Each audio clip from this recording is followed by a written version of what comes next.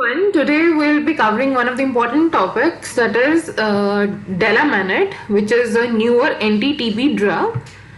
I'll be discussing all about Delamanid, that is whom this anti-TB drug needs to be given, what is the composition of drug, how it acts, whom it should be given, whom it should not be given, and what all precautions need to be taken by the individuals who are taking Delamanid, and what dose it should be given, right?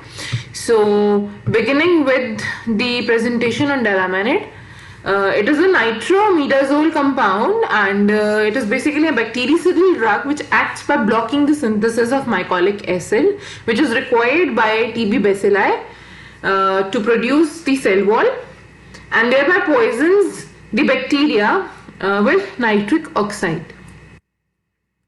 Delamanid basically is recommended for adult individuals who are suffering from pulmonary MDR TB, and specifically given in those conditions. Three conditions we need to remember where Delamanid need to be given in pulmonary MDR TB patients. First, when there is no effective treatment regimen containing 4 second-line drugs in addition to pyrazinamide.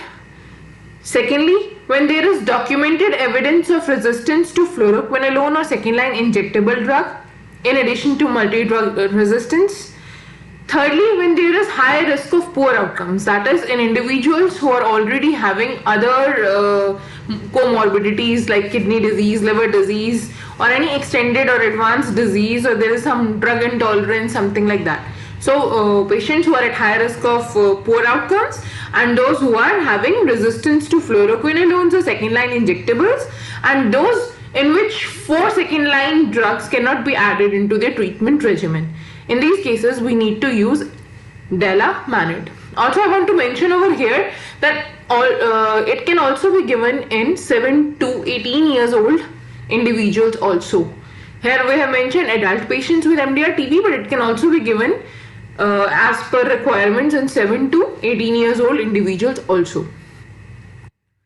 In which groups of patients Delamanid should be used with caution? It should be used with caution in HIV positive patients, in individuals who are more than 65 years of age, those, as I already told, those who are supposed to have poor outcomes, specifically diabetics, hepatic disease, kidney disease patients. Also in individuals whose serum albumin is less than 2.8 gram per deciliter, and it should also be given with full precautions in individuals who are alcohol addicted or addicted to some drug.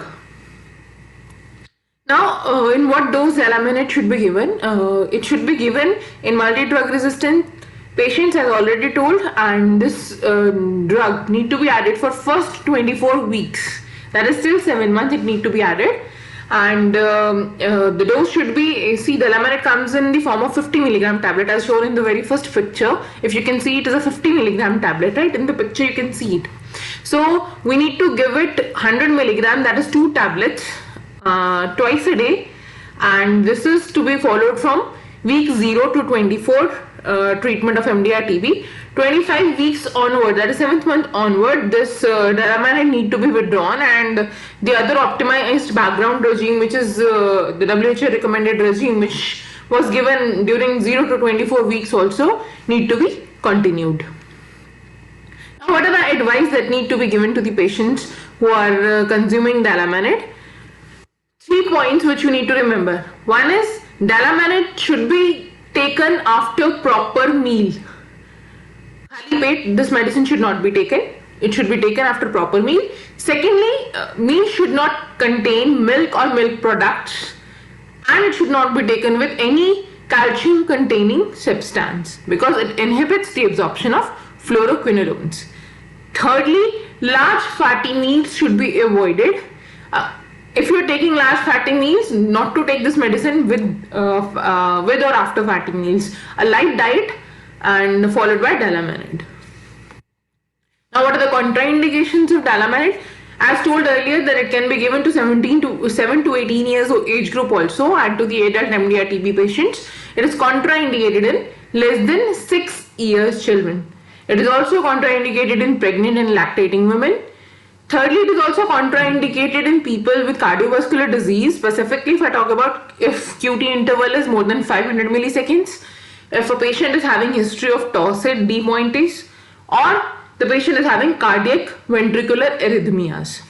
Fourthly, if the patient is having hypersensitivity to any of the active substance of the drug, this Delamanid should not be given. So this was a brief about the Delamanid. So any query you can write in the chat box, or you can write in the comment section. Thank you.